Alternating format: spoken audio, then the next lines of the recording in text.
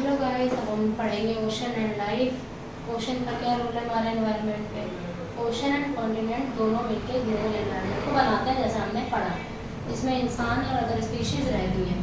Ocean का जो water होता है वो इवेपोरेट होता है, उससे फिर बादल बनते हैं, बादल से फिर वापस वो पानी के रूप में धरती पे वापस आता है। इस पूरे प्रोसेस को वाटर साइकिल कहते हैं। सी प्लांट्स और वो प्लांट जो है ओशन में बहुत ज़्यादा अमाउंट में ऑक्सीजन प्रोड्यूस करते हैं। यही सारे प्लांट होते हैं ओशन में जो ऑक्सीजन प्रोड्यूस करते हैं।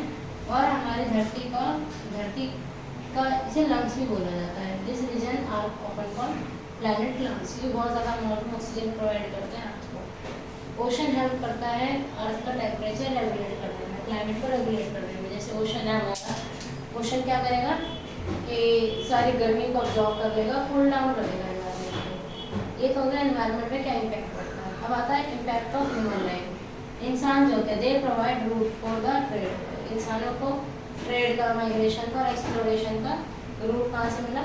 समुद्र से मिला, ओशन से मिला। पहले के टाइम में बिजनेस लोग जो मेसोपोटामिया से कहीं और जाते थे, हड़प्पा सिविलाइजेशन जाते थे, ये सारे ट्रेड आज भी जो है ट्रेड ओशन से ही होता है।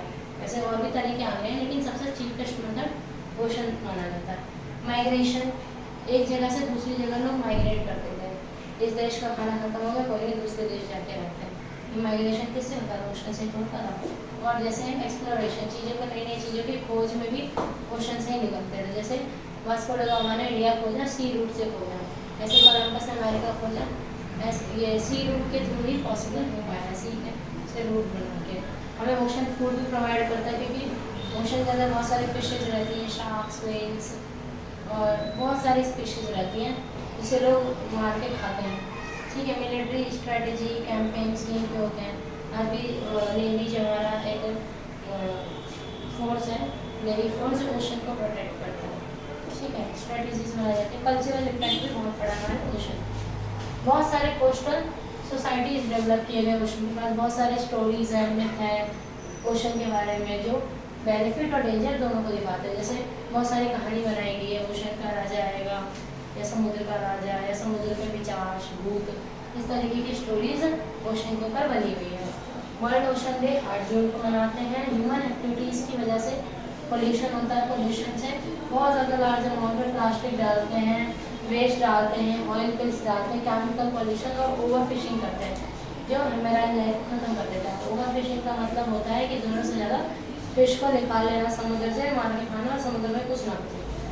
और प्लास्टिक वेस्ट आपको पता है, ऑयल स्पिल्स कभी कभी क्या होता है, शिप्स वगैरह ऑयल भर के ले जा रही थी तो एक्सीडेंट होता है, सारा तेल जो है समुद्र में पड़ गया, गिर गया, उससे सारे समुद्र में पॉल्यूशन हो गया और जो उसके नीचे जो फिशेज हैं वो सब मर जाते हैं क्योंकि उन्हें ऑक्सीजन नहीं मिलता। हमारा काम है ओशन को बचाना, सिर्फ हमारे नहीं पूरे देश को मिलकर ओशन को बचाना पड़ेगा, क्योंकि ओशन इतना बड़ा है। एक ओशन को साफ करने के लिए 10 कंट्रीज़ कुछ नहीं कर सकते, इसलिए सारे कंट्रीज़ को ज़रूरी है कि ओशंस की सफाई करें, एटलीस्ट अपने आसपास के ओशन जो भी पार्ट है उसको साफ रखें। ठीक है, आई होप ये चैप्टर आपको समझ में आएगा। हमारा चैप्टर नंबर 2 खत्म होता है। अब हम नेक्स्ट चैप्टर पढ़ेंगे, चैप्टर नंबर 3 नेक्स्ट क्लास में। Thank you very much.